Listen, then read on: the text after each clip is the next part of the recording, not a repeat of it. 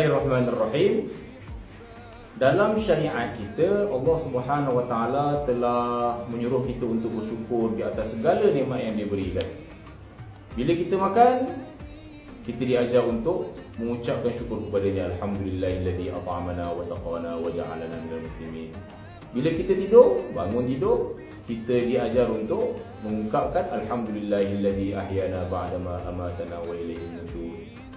Hatta even apabila kita buang air pun, habis buang air, keluar daripada bilik air, kita diajar untuk mengucapkan ghufranak alhamdulillahilladzi adhaba 'anil adha wa 'afani. Jadi setiap kali Allah bagi kita nikmat, kita diajar untuk bersyukur. Itu tertib dia, nikmat, syukur. Dan siapa yang bersyukur, pastilah Allah Subhanahu Wa Taala akan tambah lagi. Itu janji Allah Subhanahu Wa Taala. Kecuali untuk Al-Quran, yang mana Allah Subhanahu Wa Taala menyuruh kita untuk bersyukur terlebih dahulu sebelum kita mendapat ilmu Al-Quran. Sebab itu Allah Subhanahu Wa Taala memulakan tertib tilawah dengan surah Al-Fatihah. Bismillahirrahmanirrahim. Alhamdulillahirabbil alamin. Kemudian diikuti dengan ayat-ayat yang berikutnya dan selepas itu surah-surah yang berikutnya. So, untuk Al-Quran kita kena bersyukur dulu, baru dapat Al-Quran. Ini satu-satunya syukur mendahului nikmat.